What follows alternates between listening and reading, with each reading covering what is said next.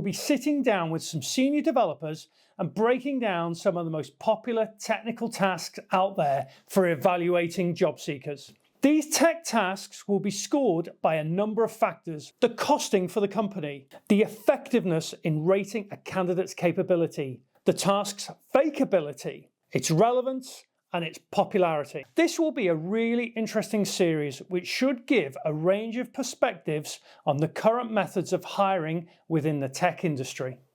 Today, we're exploring pair programming tasks, a unique and interactive type of tech assessment where candidates code alongside a company representative in real time. Pair programming offers more than just a test of technical skills. It provides insight into a candidate's collaboration style, communication skills, and how they think on their feet. This format is especially valuable for roles where teamwork, feedback exchange, and collaborative problem solving are essential. In this episode, our panel of experts will be evaluating a pair programming task based on each of the different aspects.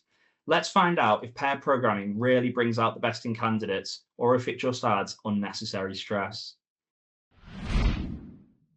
Yeah, pair programming in terms of costing is quite low. It can be existing code or code that you're able to share. That's not company confidential or sensitive. It can just be the overhead of time up front to actually create that bespoke test. But in terms of costing, I'd say it's quite low. So I'd give that 9 out of 10. I think the costing can be quite high, but again, it depends on how much preparation you want to put into it. So I think this is quite a subjective thing to say. So I'm going to say a 6. It depends who you're working with. Most of the pair reviews have been with a manager who is unrelated to the team you're working with. In which case, do I get on with Dave, the programmer? We've no idea. We know I get on with Brian, the manager, but Dave's the guy I'm working with. And if you can't trust that the pair programmer can tell management how we got on, then you don't trust the developer to do that part of it. 5, it's in the middle.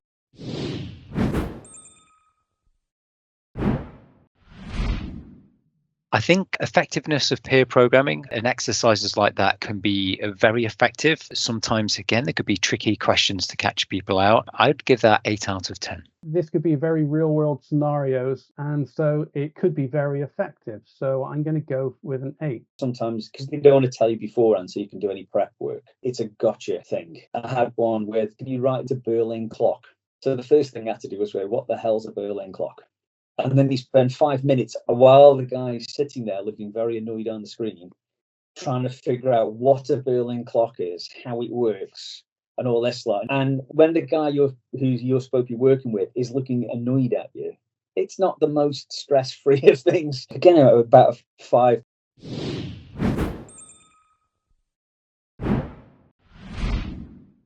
Fakeability is going to be really tough if you're pair programming on the same session, particularly if it's in person. But I think, again, if you need to react fast and talk through the changes you're making, it's going to be very tricky with current technology to make that as responsive if you cheated on a separate screen over a virtual call, like a Teams call.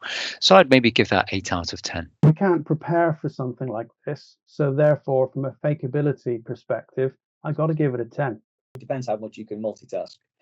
Or while you're sitting there, you're going, hold on, and then you can go and look at, and you can go and find a Berlin clock C#, and you can get the code up on here, and then just type it in, and what do we do with this?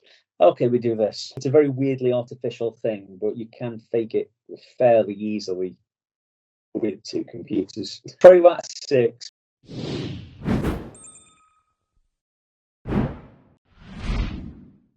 Relevance of pair programming, I think, can be quite high. If it's just solidly a programming coding only job, then it's going to be very relevant. But if you're a consultant and you're dealing with customers, you need to solve problems or do architecture, there's a lot more than just the coding side of things.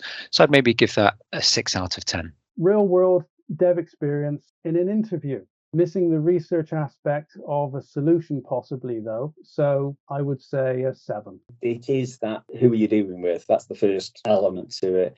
But the second is you just cold dropped into it from absolutely nothing. There's no kind of, tomorrow, do you want to, we're going to have a look at this bit. So you can spend half an hour looking at the problem, dealing with it. It's just hit the ground, bam, run, go. They've got an idea of how they want it. So there's always that kind of, if you stray off, they kind of bringing you back again all the time to what they think or what they've been told to look for. The thing about 4. I think popularity I've actually found quite low with many people, and with some others it's okay. I think one of the reasons for this is some people might get a bit anxious or a bit daunted about what kind of code am I going to see. There's such a broad range. It could be really rock solid advanced things with algorithms and recursion and advanced features, or it could be a genuine test to try and test your level. But out there, I find the popularity can be quite low. So I'd give that 4 out of 10. I don't know why it's actually so unpopular, or at least in my experience, because I've only ever done something like this maybe once or twice. So I'm going to have to say 1. It is stressful as hell. Every key click, every mumbling, everything you do is monitored, questioned, pored over. It's the most stressful of all these things. And it's completely unnatural, because at no point does anybody sit there. I mean, you might actually go, can you have a look at this? You know, like when you're working, but it's relaxed. Whereas when you've got somebody going, this is the problem, and it goes over here and it does this, and why doesn't it work? And it's very like, I'd go with a 1.